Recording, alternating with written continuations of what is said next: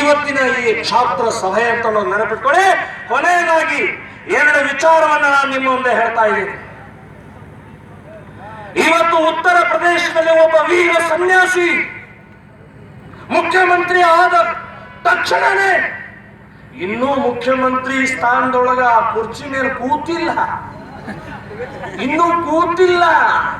ಘೋಷಣೆ ಆದ ತಕ್ಷಣನೇ ಉತ್ತರ ಪ್ರದೇಶದ ಕಾನೂನು ಬಾಹಿರ 180 ಕಸಾಯಿ ಖಾನೆಗಳ ಬಾಗಲ ಪಟ ಬಾಗಲ ಹಾಕಿದ್ರು.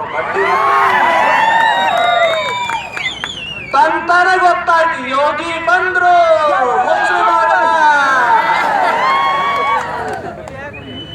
मुस्लिम पटना बंदरे ಒಂದು ವಾರದೊಳಗ योगी जी आप मंदिर बनाए हमारा कोई तकरार नहीं.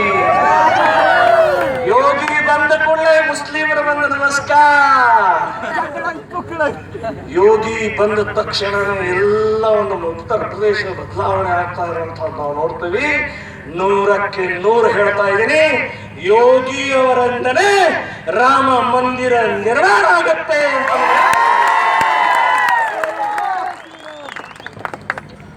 ಬಂಧುಗಳೇ, ಇವತ್ತು ಕ್ಷಾತ್ರ ಅಂತನ್ನುವಂತಹ ಈ ಶಬ್ದದಲ್ಲಿ ಇವತ್ತ ಶಕ್ತಿ ಏನಾಗಿದೆ. ಈ ಹಿಂದೂಗಳ ಸಮಾಜದಲ್ಲಿ ನಾನು ಹೇಳ್ತಾ ಇರೋದು, ಇವತ್ತಿಲ್ಲ ನಾಳೆ ಬೀದಿ ಕಾಳಗ ಆಗೋದು, ಸ್ಟ್ರೀಟ್ ಫೈಟ್ ಆಗೋದು, ಆಂತರಿಕ ಯುದ್ಧ ಆಗೋದು.